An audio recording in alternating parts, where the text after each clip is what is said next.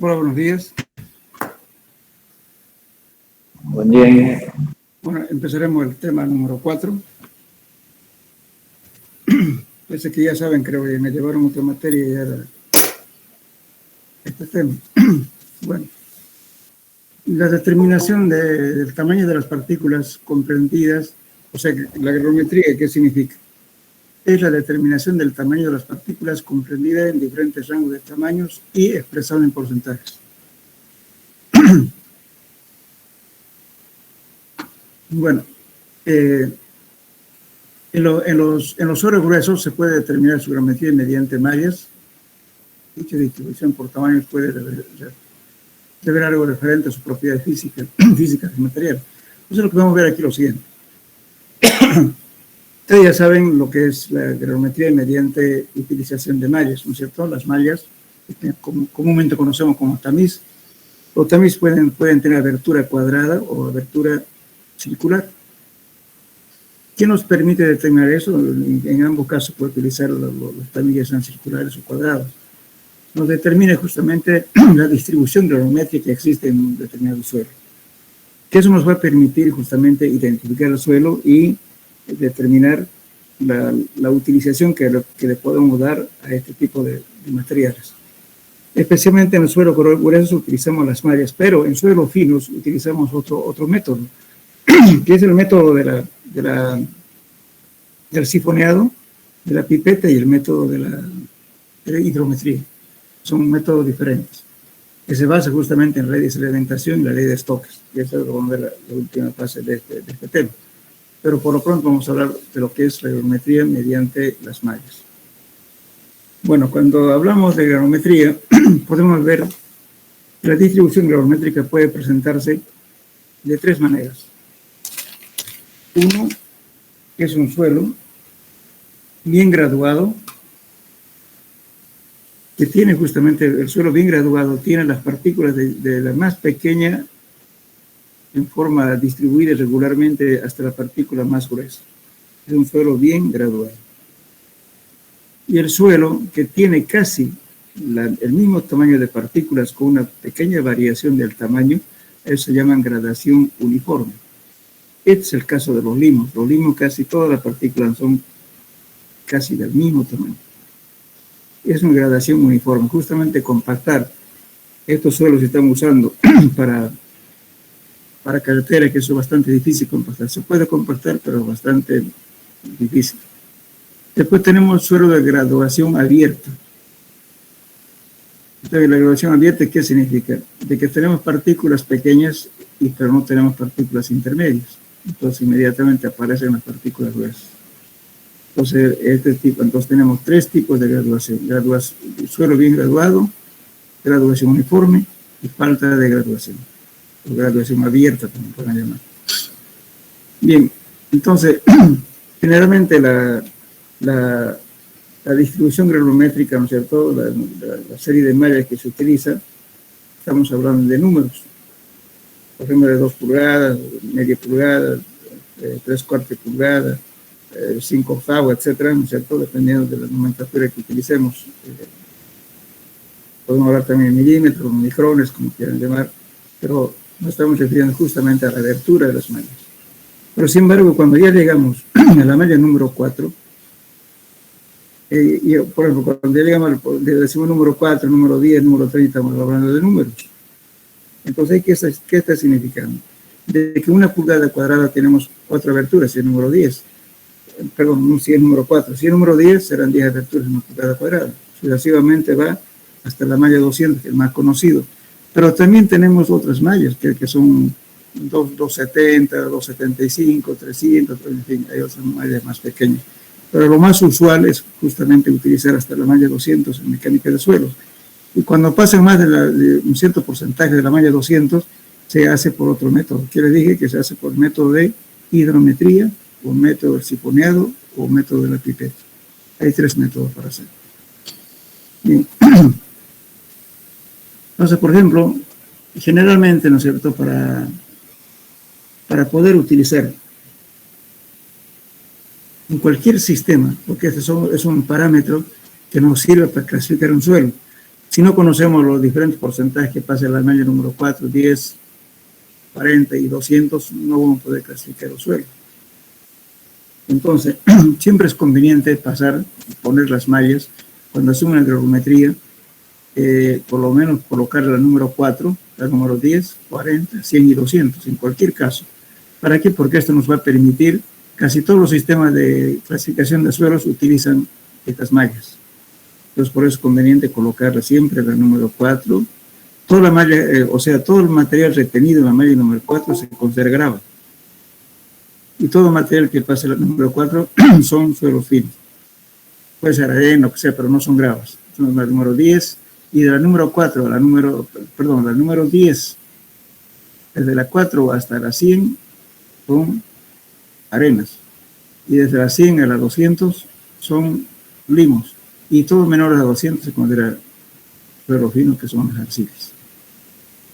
Pero todo eso puede variar un poco dependiendo de la norma que se aplique. La norma puede ser la norma ASTO, la norma STM, las normas IRAN. O sea, cada país tiene sus normas. Puede ser la norma NBE, que es la brasileña, NBR, perdón, el NB, que es venezolana. En fin, lamentablemente nosotros no tenemos normas. Nos seguimos siempre en las normas ASTO o la norma ACTM, las dos normas. Pero, por ejemplo, los argentinos utilizan normas IRAN. Los brasileños utilizan normas DR. En fin, pero nosotros usamos generalmente las normas ACTM o las normas ASTO. Bien, entonces, cuando hacemos una distribución granulométrica, ¿no es cierto? En el mejor de los casos, siempre es colocar la mayor cantidad de mallas para que nos represente una curva granulométrica. Por ejemplo, si estamos usando, digamos, una malla número 4 y nos pasamos a la número 50, digamos, la variación es bastante grande. Entonces, las líneas que se representan, ¿no es cierto?, con la distribución granulométrica pueden ser elípticas o parabólicas, no son rectas. Entonces, cuando hagamos una representación gráfica de la curva, digamos, de distribución granulométrica, hay que unir los puntos con cercha, no con una escuadra, no son rectas. Las rectas de un punto a otro solamente se utiliza cuando tenemos la curva de especificaciones técnicas, por ejemplo, como cuando hacemos la granulometría para hormigones, digamos. Ya tenemos, o la capa base, ya tenemos ya el rango de tamaños determinados. Entonces podemos unir para determinar la granulometría que tenemos del suelo que estamos utilizando, que vaya a la faja de digamos, las especificaciones técnicas. Entonces sí podemos utilizar una escuadra o una regla, como quieran. Pero normalmente en suelo debe trazarse con una cercha, no es una recta. Los tramos no son rectas, son parabólicas o elípticas. Bien, entonces también estamos utilizando, por ejemplo, si ustedes se fijan en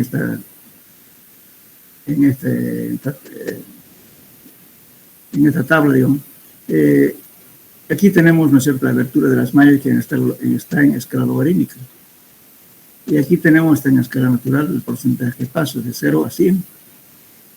Y aquí, en cambio, está variando logarítmicamente, fíjense, de 100, 10, 1, 0,1, 0,01. Bueno, el rango que más o menos trabajamos, por decir, por ejemplo, todo el material que es fino, desde este tamaño hasta acá, viene el suelo fino, que está la arcilla y limo.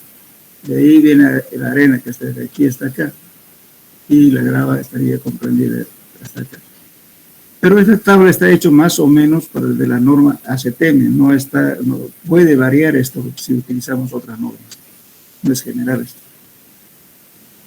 Bien, entonces cuando hacemos una curva granulométrica, también determinamos lo siguiente. Determinamos el valor de D10, D sub 10, D sub 30 y D sub 60. Eso se llaman diámetros efectivos de Hazen. Por ejemplo, digo D10 igual a 0,12. ¿Qué significa eso? Indica que el porcentaje de los granos de la muestra son menores en diámetro que 0,12 milímetros. ¿Y para qué nos sirve esto? Justamente para encontrar el coeficiente de uniformidad y el coeficiente de curvatura, o coeficiente de concavidad. Es un parámetro importante para poder determinar la uniformidad de los suelos y como también nos sirve parámetros para diseñar filtros, por ejemplo. Entonces, por ejemplo, acá tenemos este valor C de sus 60 sobre D sub 10, esta es cuestión de uniformidad. Este valor indica la variación o rango del tamaño de los granos presentes en la muestra y se calcula por la siguiente ecuación, que es esta, coeficiente de uniformidad. ¿Y qué significa eso? Si el C sub mayor a 4, indica que son gravas o mezclas gravosas. Si es mayor a 6, indica que son arenas o mezclas arenograbosos con poco o nada de material fino. Justamente estos parámetros los vamos a utilizar para cuando clasifiquemos en las normas de ACTM o normas SUB, pues necesitamos estos parámetros para calificar a la arena, por ejemplo, si es mal graduado o bien graduado. Entonces nos vamos a basar en estos valores que tengamos para determinar si es bien graduado o mal graduado. Ahora, el coeficiente de curvatura dice, por ejemplo, cuando este valor, que es de 30 al cuadrado sobre de 10 por de 60, este valor nos puede dar un valor entre 1 y 3. Si nos da este valor de 1 y 3, quiere decir que el suelo está bien graduado. Si está diferente de 1 y diferente de 3, entonces el suelo está mal graduado. Bueno, entonces, para eso nos sirve estos valores que estamos encontrando. Y no solamente encontramos el de 60, el de 10, el de 30. Por ejemplo, cuando hacemos hidrología, usted va a encontrar el de 80 o el de 90. Va a depender para diferentes casos para qué se utiliza. Para diseño de filtros, por ejemplo, hay que utilizar necesariamente el de 80. Cuando hay sedimentación, en fin, se utiliza el de 80 y el de 90. Entonces, esto es simple de hacer este ensayo. Fíjense aquí en la malla. Vamos a ver. Esta malla bien distribuida. A ver, díganme ustedes, antes que vayamos adelante. Esta curva, que le estamos llamando C, ¿a qué tipo de suelo corresponde? ¿Qué graduación tiene? Hemos hablado de suelo bien graduado, mal graduado y graduación abierta. Entonces, esta curva que estamos viendo aquí, ¿a cuál corresponde? Abierta. Graduación abierta. No, graduación abierta. O sea, ¿por qué? Justamente porque de las partículas finas inmediatamente pasan a las partículas gruesas. Entonces, por eso esta curva es así. En cambio, la curva bien distribuida es esta, fíjense, de menor tamaño hasta al mayor tamaño. Una curva más larga. Entonces, esta curva, si estamos haciendo, por ejemplo, usando materiales para compactar, esto es un buen material porque se acomoda fácilmente. Las partículas finas ocupan los espacios vacíos dejados por las partículas gruesas, entonces se acomodan fácilmente.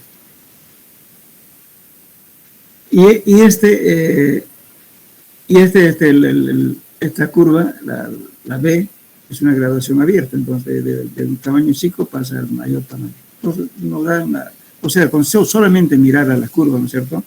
Podemos decir este suelo está bien graduado, por ejemplo, esa curva larga que tiene todos los tamaños. En cambio, este es una graduación uniforme, este tiene el caso de los linos. En cambio, esto tiene un suelo de grueso, se pasa fino. Son dos tipos de curvas. Ahora, ¿qué es lo que ocurre? Cuando estamos viendo aquí, ¿no es cierto? Estamos llegando al máximo hasta la malla número 200. Ahí se quedó. Pero, ¿qué pasa si queremos conocer partículas menores a la malla 200? Pues podemos prolongar esta curva. Supongamos esto. Podemos proponer inclusive determinar partículas mucho menores de la malla 200. Acoplar a esta curva para complementar cuánto es el tamaño de los finos. Entonces, para eso se hace justamente el método hidrométrico, por otro método, por sedimentación, utilizando la ley de Stokes, el método del hidrómetro, el método de la pipeta y el método del sifoneo. Entonces, eso para suelos finos. Entonces, por eso si ustedes se fijan, cuando vimos en la primera parte para determinar la actividad de las arcillas, aparecía un porcentaje, ¿no es cierto?, menores a la media número, a las partículas menores a 0.01. ¿Cómo se determina esto? Y dije, fíjense, quita aquí, menor a 0.01. Pero sin embargo, nuestra curva no va a decir, hacemos por un tamizado directo, no vamos a poder hacer esto. Nos falta este pedazo, cuánto porcentaje más hay aquí. Entonces hay que hacer higrometría. Entonces, esta curva que se determina por tamizado directo, podemos acoplar esto y hacer una curva más prolongada con partículas menores a la malla 200. Y entonces, ahora, ¿en qué casos, por ejemplo, se utiliza el método tamizado? Si el material pasa en la malla número 10 en un porcentaje mayor, entre 10 a 15%, se recurre al lavado. Hay que lavar la muestra necesariamente. Para ello se toma, dice, un también número... ¿Me escuchan? Sí, sí. ¿Me escuchan? Sí. ¿Me están escuchando o no?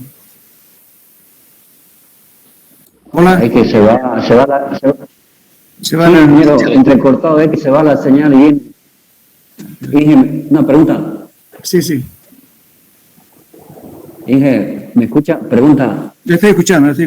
Estaba anotando entre las dos clases de curvas que dijo el ingeniero y no anoté la segunda, me reitera, curva abierta y la otra curva. Ya, vamos a ver, porque está bien. Aquí, me está hablando de esto, ¿no? Esta curva A sí. Corresponde a un suelo bien graduado.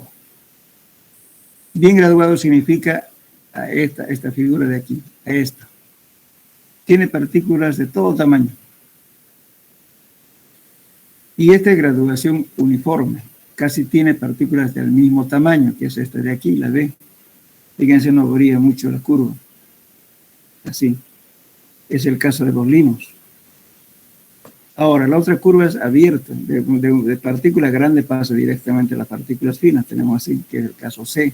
Entonces veremos aquí, esta graduación uniforme, graduación abierta. Falta la parte intermedia. Por eso, en suelos que son bien graduados es fácil compactar. ¿Por qué? Porque todas las partículas pequeñas ocupan los espacios vacíos dejados por las partículas más grandes. No se acomoda bien. Pero en este caso, por ejemplo, es más difícil compactar esto. ¿Por qué? Porque casi son del mismo tamaño. Por eso compactar un limo y llegar al 100% de la densidad máxima es difícil llegar. Hay que combinar a veces la compactadora pata de cabra con la compactadora de botella. En algunos casos. Y el limo, por ejemplo, es un material totalmente ambivalente, podemos decir así. Cuando está confinado funciona bien, pero cuando está saturado es deleznable. Y cuando está sometido al efecto eólico y el efecto fluvial, se escurre, no tiene partículas que no le frene nada, se desintegra. Por eso cuando se ponen terraplenes, este tipo de material, lo primero que hay que hacer es justamente poner una cobertura. Encima se le pone en el talud, se pone una tierra vegetal y sobre eso se ponen, se puede poner los tepes.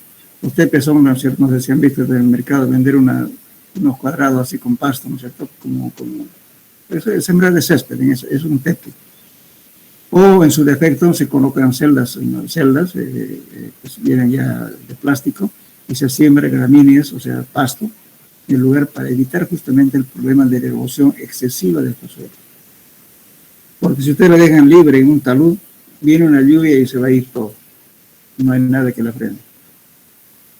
El mal fregado de este suelo en esos casos. Si está confinado, funciona bien. Si tengo algo acá que lo proteja, está bien. Pero si está libre, justamente sufre mucha erosión por efecto eólico y el efecto fluvial. Lo que no ocurre con este tipo de suelos.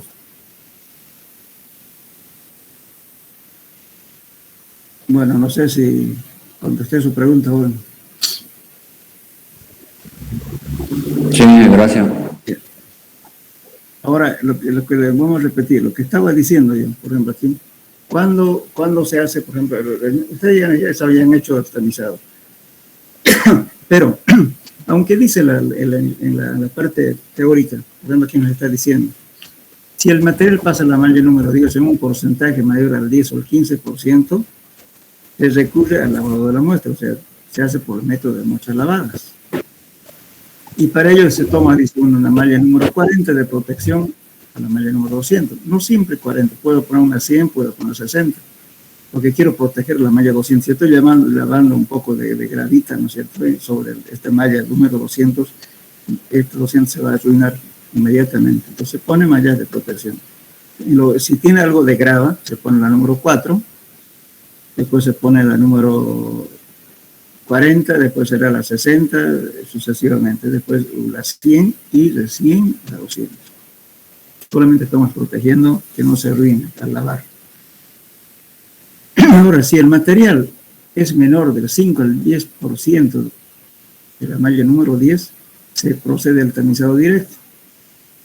Eso se puede hacer, o sea, secamos la muestra y lo tamizamos directo cuando cumple estas condiciones. Pero no es conveniente en realidad hacer esto. Por ejemplo, supongamos que ustedes están haciendo una granulometría con material de río, digamos, por ejemplo, que tiene partículas mayores a la número 4 y son gravas. Si las gravas tienen hendiduras, entonces, ¿qué va a pasar? Va a haber arcilla impregnada en esa hendidura. Entonces, cuando ustedes lo tamizan en seco, no se va a desprender la arcilla pegada. ¿En qué afecta eso? Si ustedes están haciendo hormigón, lógicamente cuando ya se humedece, cuando ya lo someten a compresión, eso se va a desprender. No hay adherencia. Y por tanto va a fallar la resistencia del hormigón. Por eso hay que tomar muy en cuenta la cantidad de material que pasa a la malla 200 en un acopio para hormigones. Hay que controlar eso. No debe ser más del 2%. Es más, entonces hay que lavar o bien cambiar de acopio. Bueno, y también hay que tomar muy en cuenta, ¿no es cierto?, estoy hablando tanto en capa base como en hormigones. Si tengo partículas planas y alargadas, tampoco me sirve. ¿Qué significa partículas planas y alargadas? Cuando la partícula es mayor o igual que 5 veces el espesor de la partícula, es alargada y plana. Y por tanto, eso si yo estoy compactando, imagínense, voy a pasar la compactadora, voy a triturarlo el material. Entonces ya la granulometría del material va a cambiar ya porque lo trituré al pasar solamente antes de pavimentar. Y si estoy haciendo hormigón es lo mismo. Cuando se somete a compresión se va a requebrajar esas partículas planas, no me aguanto. Entonces mi resistencia va a ser, ni por más que le eche la cantidad de cemento que quiero, me va a fallar por problemas de laminaridad. Eso hay que tener cuidado. Bien, entonces, ahora viene otro caso. Si el material pasa más del 12% de la malla 200, se debe realizar la granulometría por sedimentación. Entonces aquí cuando hablamos de eso, estamos hablando de hidrometría o el método de la pipeta o el método del sifoneo. Hay 3 métodos. El más utilizado en nuestro medio es la hidrometría. Ahora, cuando tamizamos, cuando hacemos una granulometría, siempre es preferible poner una alternativa que colocamos. Aquí no se olviden colocar el número, aquí está faltando uno, la número 4. Todo material que queda retenido en la número 4 es grava. Entonces, ya de antemano para separar la grava para que se tire la 4, entonces sí o sí hay que poner el número 4.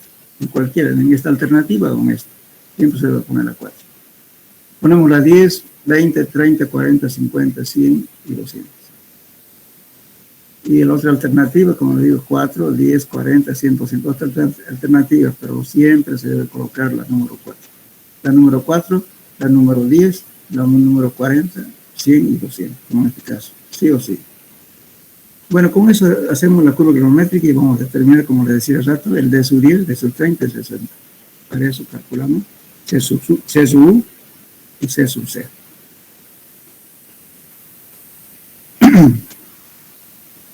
Bueno, ¿por qué es el motivo, como les decía, de lavar en cualquier caso? ¿Por qué? Porque justamente para sacarlo todo, peor si es canto rodado, que es material de río, siempre tienen arcilla impregnada en alguna hendidura de las partículas. Entonces eso no es bueno, especialmente en hormigón, porque eso se desprende cuando se somete a compresión. Bueno, ahora les voy a hacer una pregunta. Ustedes sé que llevaron ya materiales de construcción, han hecho granulometría, de todo. La pregunta es la siguiente. ¿Qué cantidad de material utilizan ustedes para hacer una granulometría, digamos, destinada a hacer hormigones?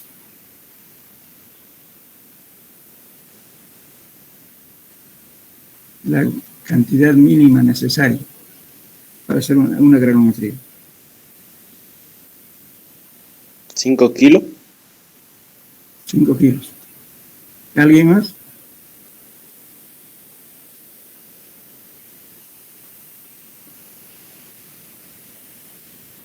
Fíjense, si yo tengo una piedra de 2 pulgadas, porque ustedes saben que hay alguna, para hormigones se puede utilizar 1,5, ¿no? 1,5 la está pesando casi aproximadamente 300 gramos. 4 piedras le pesa 1 kilo, o 5 piedras le pesa 1 kilo, ¿verdad? Entonces, esa muestra no es representativa. Para hacer hormigón, lo mínimo tienen que utilizar por lo menos entre 15 a 20 kilos de muestra, debidamente cuarteada. Si no, no es representativo. Por desgracia, le cae 2 piedras grandes y ya le pesa 1 kilo. Entonces ya la curva ya no es la misma, lo que va a usar en la obra. Por eso, la granulometría para hormigones hay que usar por lo menos unos 20 kilos. 15 a 20, mínimo. Ahora en la capa base lo mismo. La capa base es el material que se coloca para pavimentar. Que va encima antes de colocar el pavimento. Lo mismo ahí. En capa base, inclusive, las gradaciones que se utilizan, que son partículas de 2 pulgadas para abajo, 2, 1,5, 3 octavos, etc. Entonces, si lo colocamos así, 5 kilos, le cae 3 piedras de 2 pulgadas, pues ya suma de 1 kilo. Entonces, no representa la realidad de la curva. Por eso siempre hay que usar la mayor cantidad posible de material. Y además lavarlo, siempre lavarlo. Yo digo eso porque mucha gente, ingenieros inclusive, están llegando al laboratorio con 5 kilos de muestras para hacer granulometría para hormigones. Eso es un chiste. Eso no representa nada. Además, para hacer hormigones, ¿quién sabe? Ahí ustedes han llevado ya la parte de material de construcción y hormigones, que tengo yo hormigón. Pero ¿quién sabe si hace de agregado grueso para hormigones? ¿Quién sabe eso? Casi lo mismo también se hace para... Estoy hablando de hormigones, ¿por qué? Porque en carretera se utiliza pavimento rígido. También se utiliza en pavimento flexible, se utiliza el agregado. Por eso estoy hablando. Porque como ya ustedes entiendan de hormigón, más fácil de entrarle por ahí. ¿Quién sabe eso?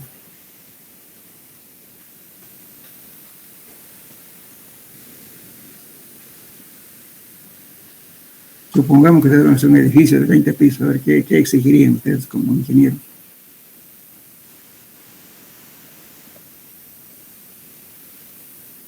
Sacar una muestra de Abraham, ¿no? Estoy hablando de... Ya. Lo primero que tienen que hacer, ¿qué cosa? Chequear su granulometría, ¿verdad? Después, ¿qué más? ¿Qué decía? Las partículas planas y alargadas.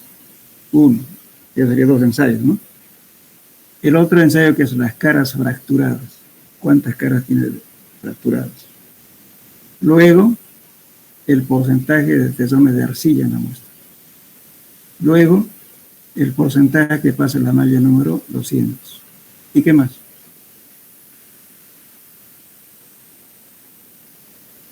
Otro ensayo que se hace es en la máquina Los Ángeles para detener el desgaste por abrasión, para ver la dureza de las piedras. Otro ensayo, desgaste de sulfatos.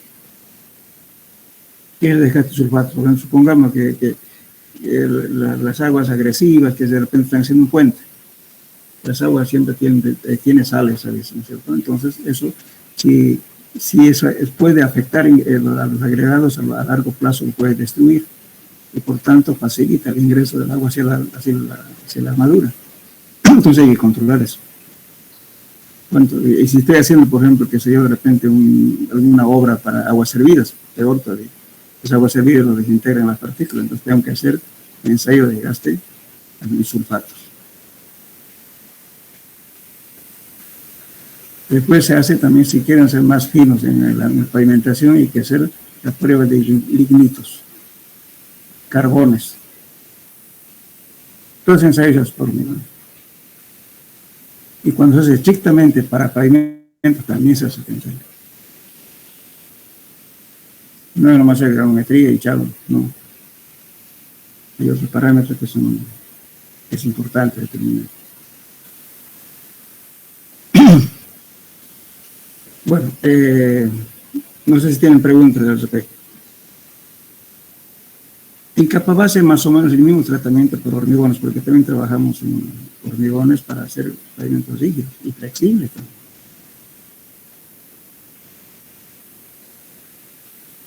¿Una pregunta más, jóvenes? Por ejemplo, ahora vamos a hablar un poco, ¿no es cierto? Esta es lo que estoy hablando de la hidrometría por método directo utilizando una serie de mallas. Después vamos a hablar de hidrometría. Entonces, no sé si están entendidos hasta aquí. Ahora, otra pregunta que les voy a hacer, que supongo que ya deben saber también. Cuando van a un acopio de suelo, o sea, ya sea para grava o material de capa base, lo que sea, ¿cómo harían ustedes el muestreo para traer una muestra al laboratorio? ¿Cómo muestrean?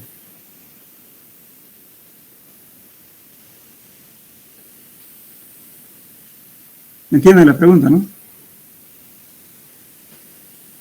Sí, entiende. Vienen las volquetas, le van a echar un material o acopian un material. Bueno, usted tiene que llevar al laboratorio para hacer las pruebas, su granulometría y todo los ensayos. ¿Cómo muestrea?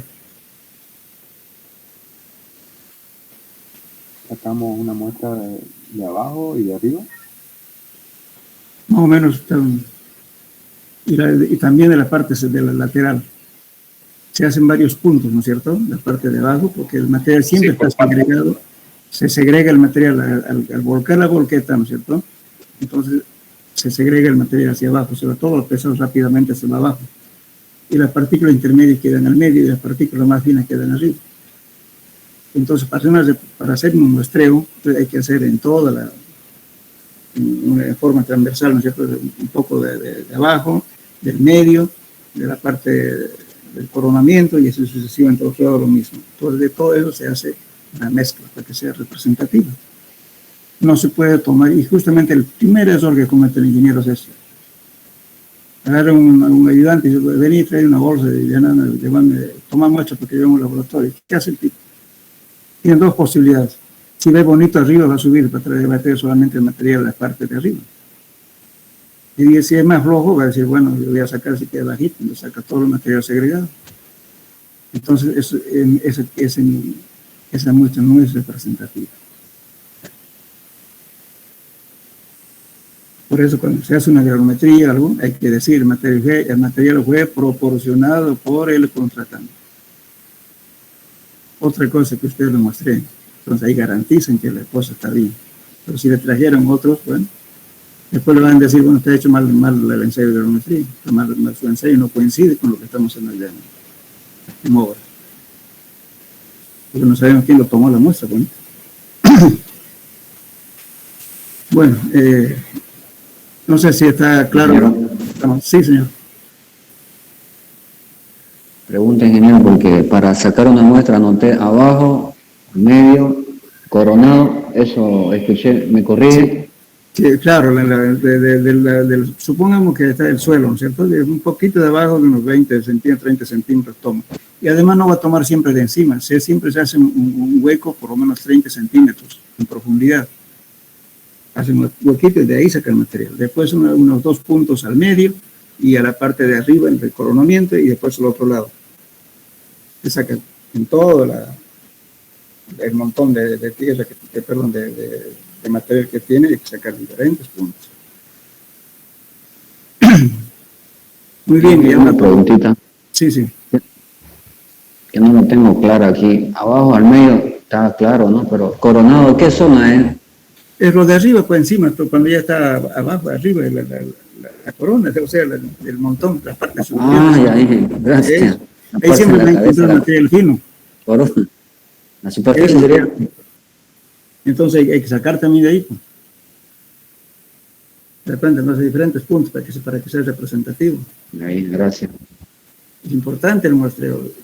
Si no, le va a pelar, porque ¿qué va a pasar? Resulta que usted va a hacer una granulometría, va a presentar, y en obra, cuando le chequeen, el supervisor va a chequear su granulometría, no va a coincidir con lo que le han hecho en el laboratorio.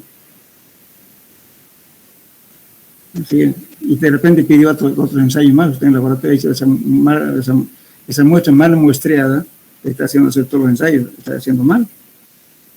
Porque cuando le chequeen en obra ya no va a ser lo mismo, entonces le van a observar. El muestreo es fundamental en el laboratorio.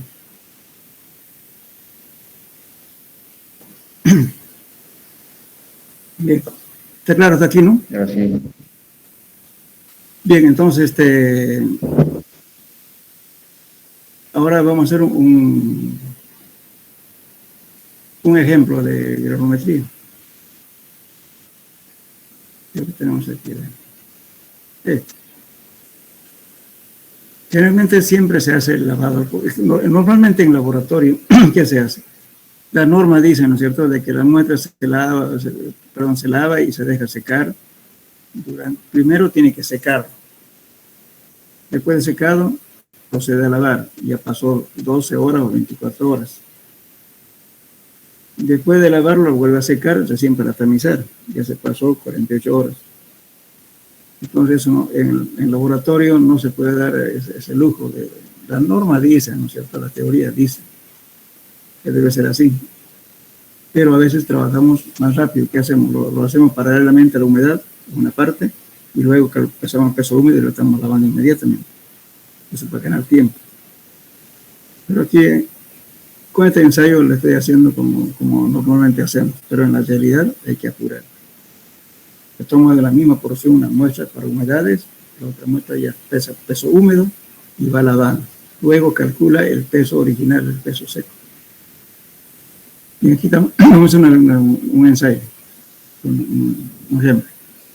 Vamos a tomar peso seco original, dice, ¿no? O sea, peso neto, 500 gramos. Después se procedió a lavar.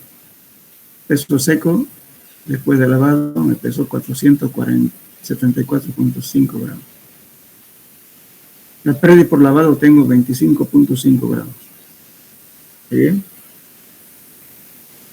Luego, hemos puesto la malla número 4, 10, 20, 40, 60, 100, 200 y la base. Estas son las aberturas de las mallas.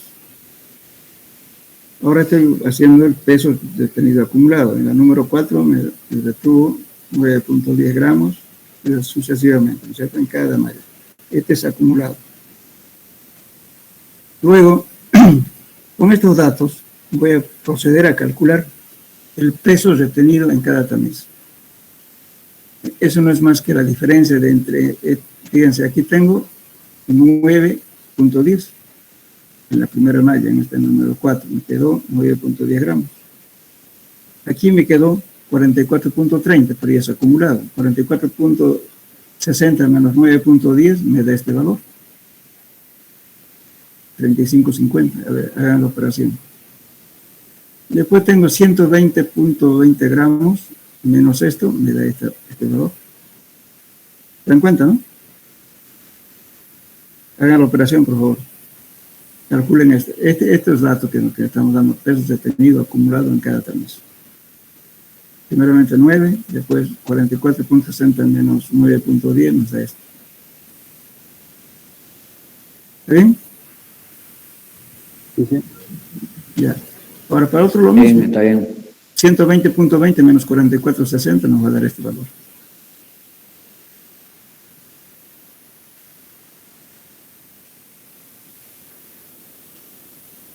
¿Está bien? Está bien. Sí. Ya. Y así sucesivamente. 250.30 menos esto les va a dar este valor. ¿Cuánto tenemos pesos detenidos en cada tamiz? Bueno, ahora voy a calcular el peso detenido en cada tamiz. Entonces, ¿qué hago? Fíjense, una regla de 3.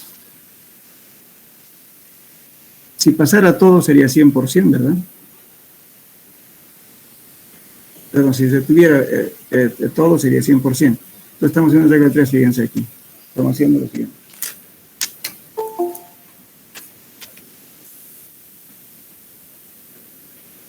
Fíjense, estamos calculando aquí con el peso total, no con el peso después de lavar. Entonces, aquí entonces el peso total es 100%. Esta es la de 3, fíjense. 100%.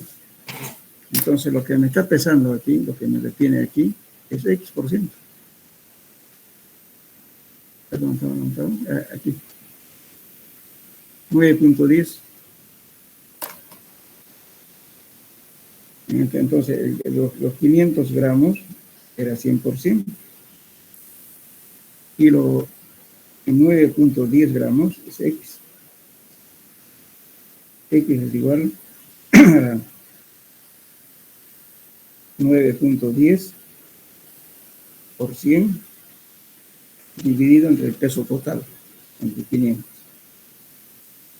Hagan la operación, les va a dar este valor, 1.88. 1.82, ingeniero. Bueno, redondea 1.82. Ya, ahora hagan lo mismo aquí. Con el 35, hagan lo mismo.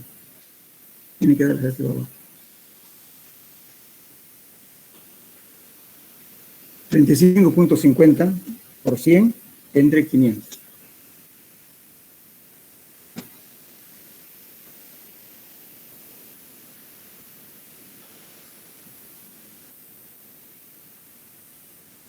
¿Cuánto es? 7.10. 7.10. Ya. Ahora con el otro es lo mismo. Entonces, agarren 500 por 100 dividido entre 75.60.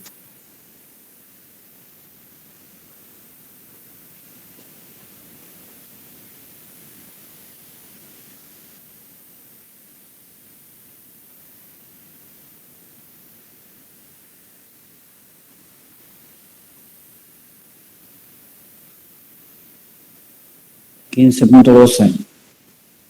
Ya, redondeado, ¿no? Ya. 15.12. Ya. Bueno, sí, aquí el redondeo está fallando, pero no es tan feo. O sea, el segundo decimal. Muy bien, ahora la misma secuencia hasta acá. Aquí ya no lo hago porque aquí está el 10% detenido que de la malla número en la base. Entonces estoy calculando solamente hasta la malla 200. Ahora, ¿cómo calculan el porcentaje que pasa? A ver, escriban su formulita. El porcentaje que pasa. Se resta entre 100. El porcentaje que pasa va a ser igual a 100. Si pasara todo sería 100, ¿no ven? Entonces 100 menos la sumatoria de los porcentajes detenidos.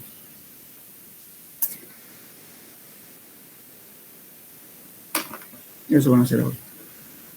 100 menos la sumatoria del porcentaje detenido. Ahora pongan 100 menos 1.80.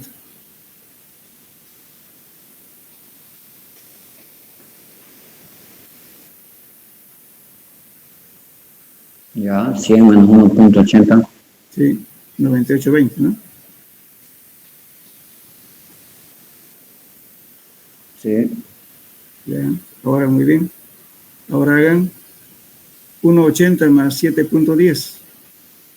Entonces, ya estén de 100 menos 1.80 menos 7.10. Le va a dar este valor. Por eso digo sumatoria de los porcentajes detenidos, ¿no?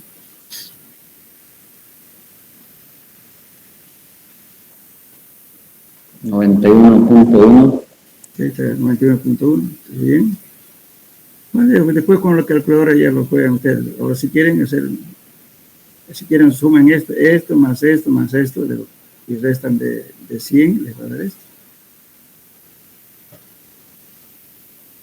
Inge pregunta, Sí. cuando usted dice que es redondeado, y si no redondeamos, ¿afecta el resultado, ingeniero? no va a redondear con número entero, no va a variar con número entero, puede variar en decimales. En el segundo decimal no pasa nada. Pues. Ahora en la sumatoria, cuando verifiquemos, nos va a variar un poco. Vamos a verificar todo, a ver si está bien hecho o no está bien hecho. Continuemos con eso. No pasa nada con nada. Pueden, si ustedes si quieren usar el redondeo con su calculadora, pueden tomar 2 decimales y lo va a redondear automáticamente su calculadora con 2 decimales. Bien. ¿Entendieron? Sí, ingeniero. Sí. No es más Sí, que 100 menos la sumatoria de esto más esto, más esto, más esto, más esto, van restando, no obteniendo esto.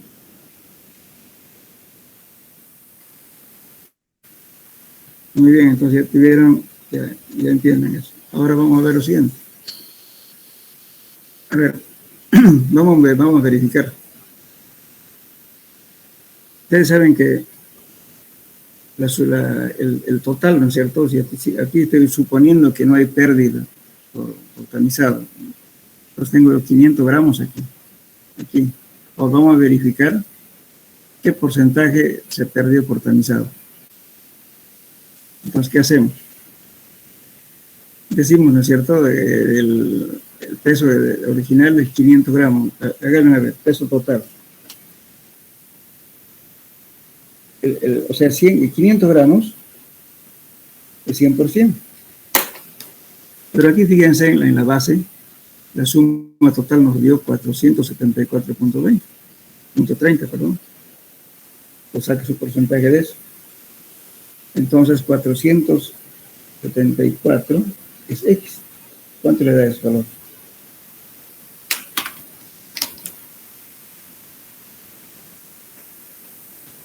$4.74% dividido 500.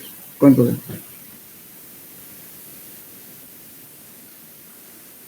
94.86. ¿Cuánto? 94.86. 94.86. A ver, estamos aquí, estamos hablando ya. Ok. Muy bien. Ahora, lógicamente que el peso tenido acumulado, o sea, el peso de tener cada tamiz debería haber sido los 500 gramos, ¿verdad? ¿Sí o no? Aquí, ¿qué ha pasado? No. Ahora resten, fíjense, 94.86 menos 100, ¿cuánto le falta?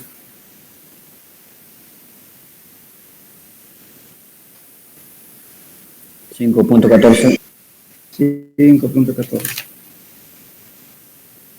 Eso le falta, ¿no? Pero ahora hay que tomar en cuenta esto. Entonces, eso, ahora, pérdida por lavado, ¿cuánto dio? Es 25.5, ¿no? Ahora saque su porcentaje.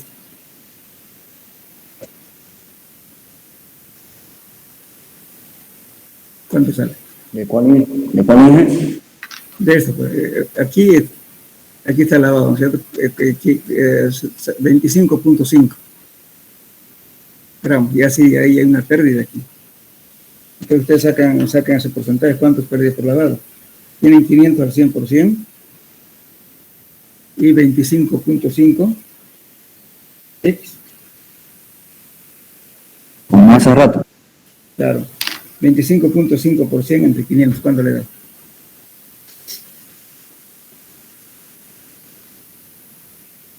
$5.1. 5.1.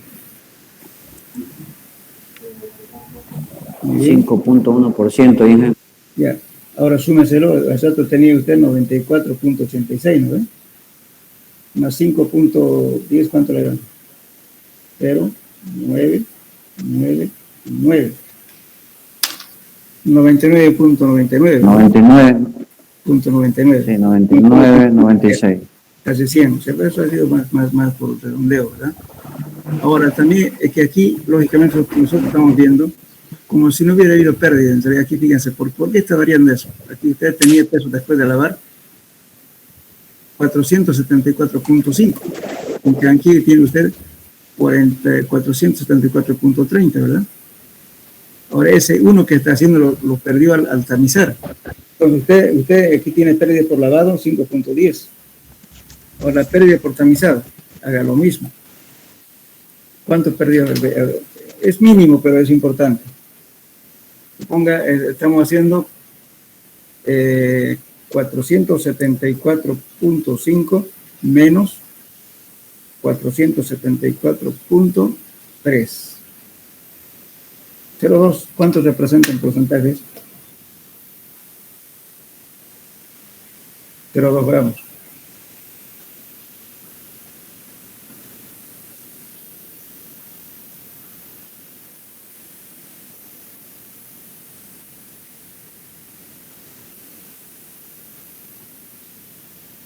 .04, ¿no es cierto?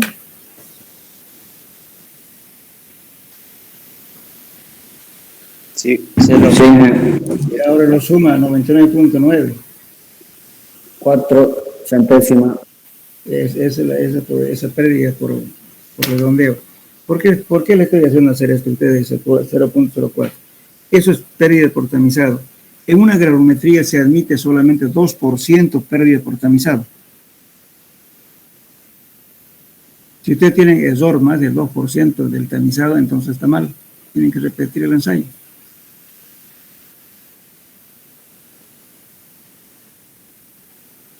Lógicamente, en agregado grueso no es mucho, pero si ustedes hablan con suelos finos, entonces es importante. Pero también, ¿por qué? Pues se ha perdido por tamizado, justamente porque no se cesó bien posiblemente el tamizador, o al hacer manipuleo manualmente han perdido algo de muestra. Si han perdido más del 2%, entonces hay que repetir el ensayo. Entonces, se pregunta cuántos pérdidas por tamizado ustedes van a sacar ese valor, cuántos se perdió. Porque aquí está, fíjense, el pérdida por tamizado, y sin embargo aquí la sumatoria de esto debía haber dado 500, aquí le falta, perdón, igual que esto debía haber dado 474.5, aquí le da 474.3, se ha perdido algo, pero podía ser más. Entonces eso se llama pérdida por tamizado. Y pérdida por lavado es 25.5 gramos, ¿no es cierto?, que hemos sacado que era 5.10. Todo eso sumatorio tendría que ser próximo, ¿sí?, o igual a 100.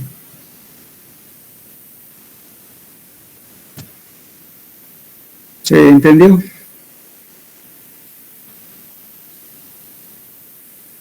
Tiene una pregunta. Sí. Si es mayor al 2%, ¿se procede a sacar otra muestra? Y Se procede a hacer de nuevo el ensayo. Ahora la pregunta es, disculpe, quizás no la tengo clara. ¿Hay que sacar otra muestra del terreno o de la misma muestra que tenemos y secado y lavado? Se supone por eso que se trajo siempre una muestra de más. A veces tienen la costumbre, justamente los que nos enseñan el campo traen como 15 a 20 kilos, ¿no? Siempre hay que dejar una muestrita de testigo. No usen jamás toda la muestra, siempre hay que dejar algo por las dudas. Entonces la muestra siempre hay que traer la mayor cantidad posible. Se supone que ha sobrado un poco, entonces esa misma muestra se repite por el ensayo. Esa es la cosa. Y estábamos hablando de kilos, ¿no? Claro. Fíjense el manual que está indiqué el otro día que estaba en la copiadora, y el manual dice, hay una tabla que está diciendo para cuando las partículas tienen el diámetro comprendido en tanto, y se utiliza tantos gramos. O sea, hay una especificación. Pero en agregados gruesos traten siempre de utilizar próximo entre 15 a 20 kilos mínimo para tamizar. Estamos hablando de otro suelo, puede ser menor. Si es arcilla, pues pueden tomar 100 gramos, 200 gramos, no pasa nada. Pero en grados, no.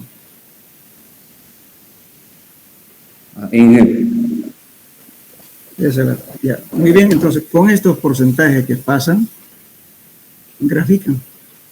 Y van a calcular el C sub C y el D sub 10, el D 30 y el D 60. Y van a calcular el coeficiente de uniformidad y el coeficiente de curvatura. Estoy hablando de esto. Entonces agarren una escala de este tipo, semilogarítmico, y grafican la curva. Y calculan el D10 y el D30. ¿Cómo se calcula? Me olvidé decirles. Si yo quiero calcular el D sub 10, es simple. Tome el 10% correspondiente, traza la paralela a este eje de aquí, y va acá, calcula el D sub 10. Entonces le va a dar la abertura aquí. ¿Cuánto es el D sub 10? Ahora el D30, lo mismo. El 30% viene por acá hasta encontrar la curva y baja aquí, es el D30. El D60 lo mismo. Viene de aquí hasta acá, baja aquí, es el D60. Es simple para tener el D10, D30. Ahora, si no pudiera calcular, supongamos si alguna vez le diera menos del 10%, no va a poder calcular el D10, entonces se dice en la nota abajo, no se ha podido determinar el D sub 10 debido a que las muestras no presenta mucho fino, entonces por eso quedó muy arriba. No calcula estos valores, porque el D sub 10, fíjense aquí, en esta fórmula está entrando para el coeficiente de uniformidad es de 60 sobre de 10. Aquí es de 30 al cuadrado sobre... Aquí un error, por favor, que póngale D sub 60 y D sub 30. Perdón, D sub 10 por D sub 60. ¿Ya? Aquí. Ya está faltando tomar esta operación. Aquí. No, se me fue. Aquí. ¿Cómo está? Esta es la fórmula. Es que está en el cuadro, aquí un error, un tío tiene error, fíjense. Aquí le falta. De 30 al cuadrado tiene que ser de 10 por de 60 aquí, como esta ecuación de aquí. De 30 al cuadrado, de 10 por de 60. Esto sí o sí, traten, por eso cuando hacemos la clasificación, por el método ASTO, no es tan complicado la clasificación. En el D60, perdón, en el sistema SUG, sí, porque necesita, dice, por ejemplo, arena bien graduada, dice, ¿cómo va a saber qué es bien graduado o mal graduado? Justamente porque si los valores de esta ecuación le da entre 1 y 3, bien graduado. Si le da fuera de 1 y 3, mal graduado. Es una ayuda por clasificación.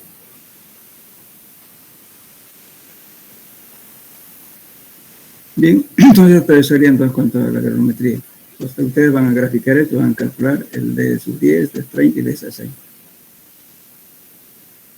Y con eso calculan C sub U y C sub C.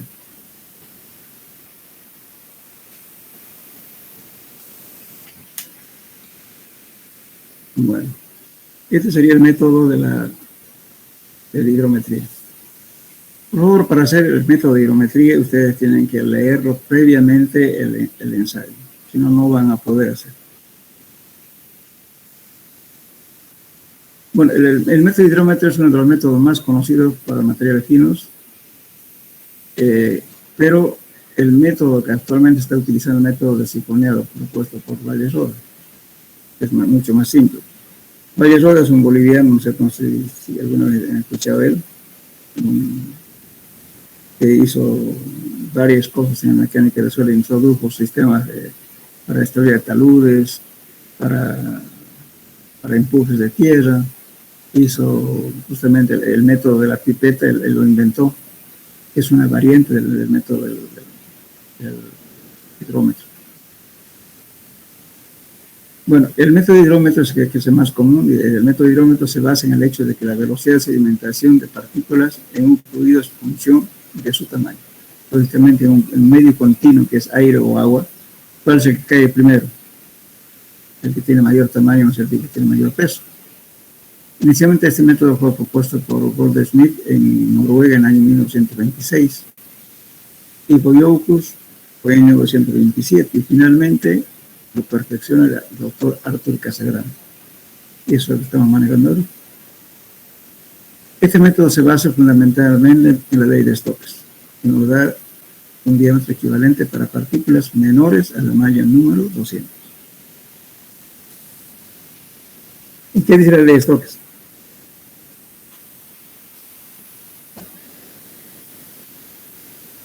¿Alguien sabe qué es la ley de Stokes?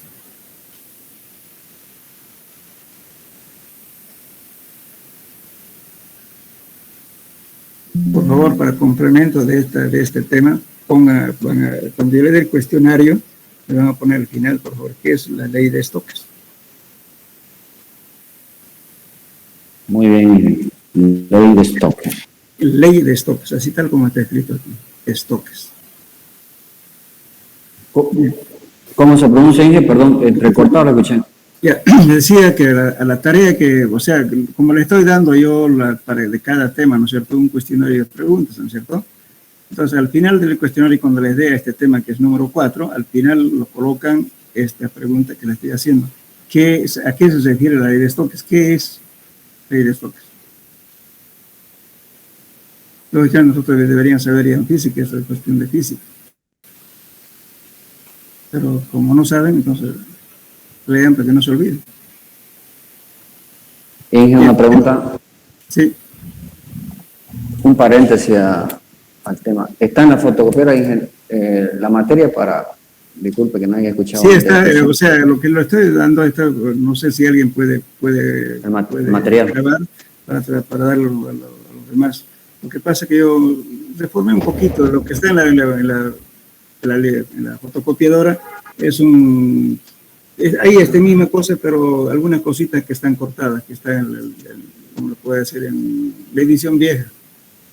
Como podemos decir, esto lo hice para hacer un libro, pero no tuve tiempo de corregir y editarlo. Pero pueden grabarlo para tener esto, por favor, porque va a salir como libro esto. Como yo ya tenía escrito, por eso me facilitó hacer justamente las diapositivas con esto. Ahora, la parte del laboratorio de suelo, sí. Ustedes inclusive pueden pedirlo, el disco, en el Instituto de Investigación de Tecnología. Eso hice cuando teníamos horas de investigación, está el manual de laboratorio de mecánica de suelo, es así. Manual ilustrativo de mecánica de suelo, dice. Está ya en tamaño libro, o sea, que no hay lo graban en su computadora. ¿Ya? Si quieren, también se los puedo pasar, yo no hay problema. Por favor. El anterior semestre se los pasé ya a los alumnos, pero de ahora se los puedo pasar eso. ¿Ya? Por favor, ingeniero. Ya está bien. Entonces, justamente en el manual está paso a paso el cálculo para que hagan esto. Si no, no van a poder hacer el ensayo. Ya. Entonces dice, análisis hidrométrico. Análisis hidrométrico se puede determinar valores granulométricos para extender una curva granulométrica, como les decía, para alargar la curva. Porque ustedes cuando hay granulometría van a llegar solamente hasta la malla 200, pero ¿qué pasa con las partículas menores de la malla 200? ¿verdad? Entonces con esto pueden acoplar y extender la curva. Esa es la ventaja que tiene esto. El ensayo de hidrómetro se realiza tomando una muestra, la misma que se debe dispersar para formar o sea, en este método se trabaja exclusivamente para suelos finos, con el material que pasa en la malla número 10, por si acaso. ¿sí? Está también en el manual está indicando todo eso. Entonces, ¿qué se basa? Justamente la velocidad es igual a longitud sobre tiempo, ¿verdad? Entonces ahí saca su fórmula, velocidad igual 2 veces el gamma más US, este es el peso específico del suelo, menos el peso específico del agua, el diámetro equivalente sobre el otro al cuadrado. Entonces el diámetro equivalente es 18 por la viscosidad, por la velocidad, por el peso específico del suelo, por el específico del agua. Entonces, paso a paso ustedes van a llegar justamente a encontrar el diámetro equivalente. Con eso van a graficar. Lógicamente es más que todo para hacer el ensayo, todo esto es corrección. Ahora, si ustedes no quieren hacer corrección por temperatura, pueden manejar el hidrómetro, se coloca en baño María a 20 grados centígrados. O sea, el ensayo es válido para 20 grados centígrados. Si tienen 20 grados centígrados, entonces no necesitan hacer correcciones por temperatura, pero sí por menisco. Aquí está. Y justamente las correcciones, todo lo que está escrito está para el hidrómetro que tienen en la universidad, que es justamente el hidrómetro 152H. Ahora, la preparación de la muestra es importante. Lo que hacen, por ejemplo, allá en esta muestra, primeramente, lo que se hace es tomar la muestra que pase la malla número 10, como decía, y luego hay que hidratarla la muestra. Se coloca un recipiente y se lo hace como una crema con agua, lógicamente, y que se hidrate. ¿Qué significa hidratarse? Que el núcleo interno del suelo esté humedecido. Entonces hay que tener 12 horas o 24 horas la muestra. Una vez realizado eso, se coloca una batidora de tubos. O si no tienen eso, tranquilamente pueden hacer con un tenedor o con una cuchara, con cualquier elemento que les permita batir como una crema. Muy bien, entonces esta es la muestra preparada. Una vez que preparen la muestra, toman el hidrómetro. El hidrómetro justamente está calibrado para 1000 ml, o sea, 1000 centímetros cúbicos.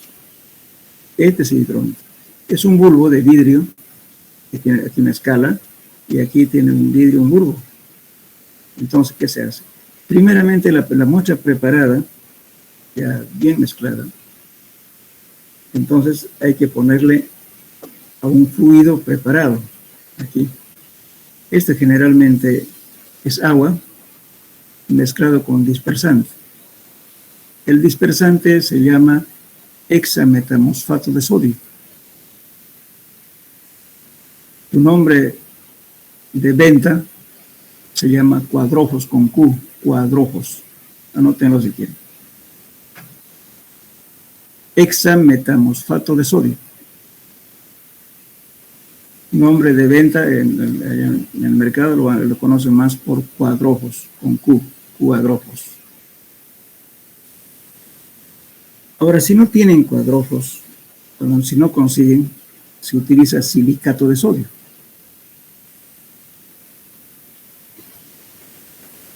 ¿Qué es silicato de sodio? La sal inglesa, lo que toman cuando están estreñidos.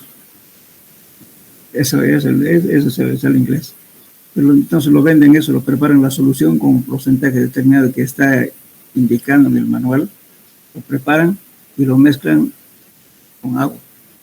Esta agua, ¿no es cierto? Luego lo baten bien, la muestra, ¿no es cierto? Se tapa aquí ya sea con goma o con la palma de la mano. Se tapa bien y se deja un espacio para echar la muestra. Una vez colocado la solución preparada, entonces se vierte la muestra aquí y se lo bate completamente, siempre no muy lleno, hasta una marca determinada. Después lo sacuden bien durante 3 minutos de todos lados, como hacer jugo de tamarindo, un lado a otro lado. Se mezcla totalmente. Una vez mezclado, entonces ponen hasta la marca que mide 1000 centímetros cúbicos. Una vez realizado eso, colocan el hidrómetro, este aparato. Entonces inmediatamente controlan el tiempo, desde el mismo momento en que ponen el hidrómetro, y miden en esta escala, mide qué escala tiene. Conforme va pasando el tiempo, conforme se precipitan, ¿no es cierto? Las partículas más grandes se van a precipitar primero, después las chicas.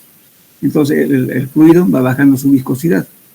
Al bajar la viscosidad, lógicamente va a permitir que este bulbo vaya penetrando y van midiendo ustedes la escala y tiempo. Con eso va a ser todo el cálculo. Ahí está el secreto de medir la escala en función del tiempo, cuánto se está entrando esta escala de aquí. Van midiendo. Entonces, cuanto más fino, lógicamente, este ensayo va a durar más tiempo. Cuanto más las partículas sean más chicas, dura más, porque la precipitación no es instantánea, tarda tiempo.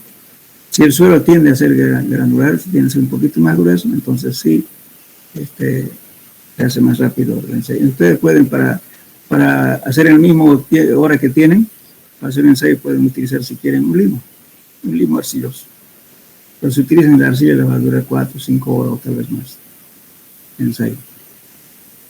Entonces van midiendo, lógicamente, que le van a llenar a una planilla que está también en el manual, es importante que lo tengan. O si no, también el manual está en la edición antigua, está también en la fotocopiadora de Elías, que está frente al laboratorio civil, en las escaleras se lleva una fotocopiadora, donde venden jugo de coco. Esa fotocopiadora tiene el suelos 1 y suelo 2 y tiene el manual. O si no, piden una copia de Instituto de Investigación. Eso se lo voy a enviar por último, ya uno de ustedes, al ayudante lo voy a mandar para que se lo envíe a usted el manual de laboratorio. Entonces, con eso va a ser este ensayo. Entonces, bueno, esta es corrección por menisco, que forma este menisco hay que corregir, y también la temperatura, hay que mantener la temperatura a 20 grados centígrados. Entonces, a ver, ¿alguien sabe a qué temperatura está el agua de Santa Cruz? Lo que sale de la tierra.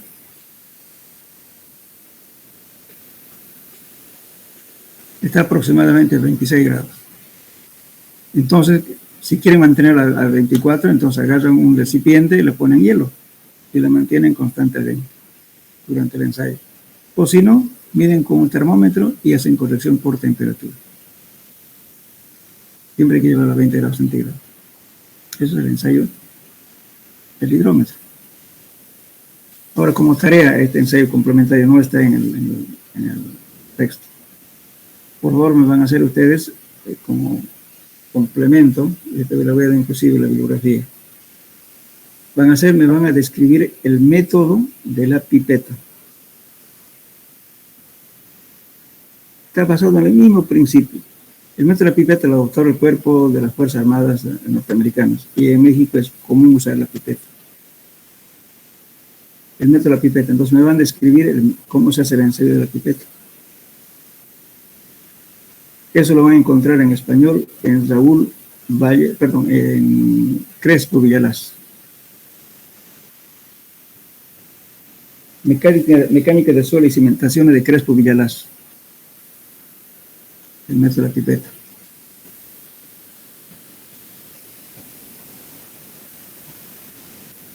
Están tomando nota, ¿no? Sí, ya.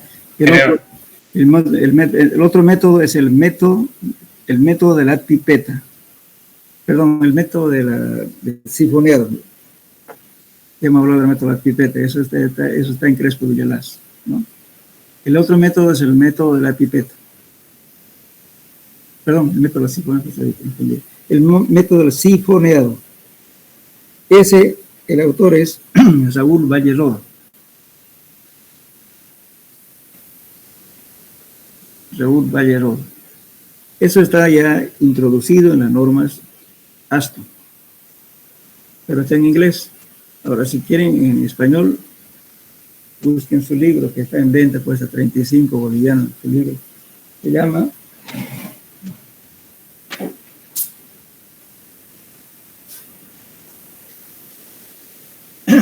Calles, Carreteras y Aeropistas.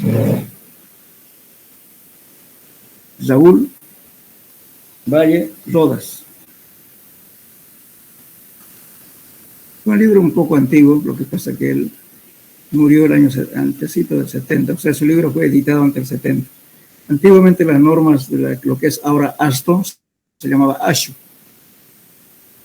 Entonces está en normas ASHO, pero ya está ya convertido a la norma ASTO. Lo que cambia el nombre nada más de esa institución. Lo que se llamaba ASHO ahora se llama ASTO. Ahí está, en español está. Hagan un resumen, tampoco no quiero que me copien todo lo que dice el libro. Las partes principales, hagan un resumen, cómo se hace el cálculo, cómo se hace el ensayo. Lamentablemente nosotros como bolivianos deberíamos manejar porque este autor es boliviano. Pero no es común, yo lo doy más que todo como conocimiento general. Lo que se utiliza es el método del hidrómetro. La pipeta lo adoptó varios países, especialmente México y otros países más, pero tampoco utilizamos ese método nosotros. Alguna vez cuando plantea utilizar ese método me rechazaron. Todo el mundo está acostumbrado al método del hidrómetro, pero es bueno saber que hay otro método alternativo. Por un método del sifoneado es mucho más simple que hace el método del hidrómetro. Eso era entonces en cuanto a los ensayos. Este es un ensayo hidrométrico basado en la ley de Stokes. Esto me lo van a poner al final del tema, por favor, en el cuestionario que os pregunte ahí, por favor. Hagan notar porque yo tomo muy en cuenta lo que participan para investigar algo. En fin, las preguntas están en el texto, les doy el cuestionario, pero eso tienen que leer.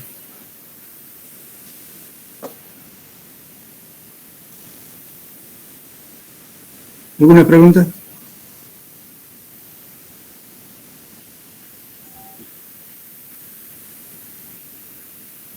Por favor, entonces, más que todo como recomendación, cuando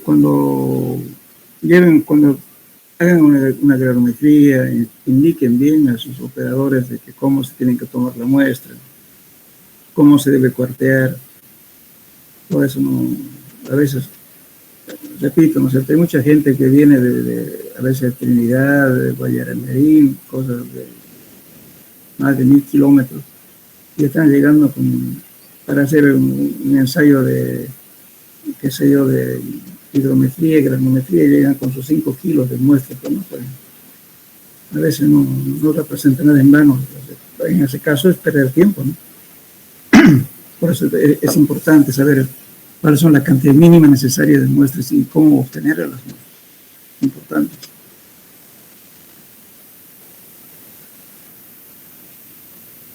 ¿Alguna pregunta, jóvenes?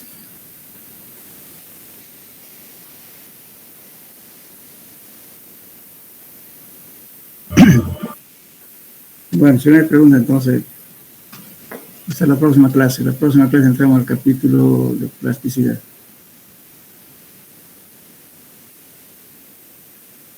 Gracias, ingeniero. Hasta luego. Hasta luego. Hasta luego, ingeniero. Hasta luego. Hasta luego.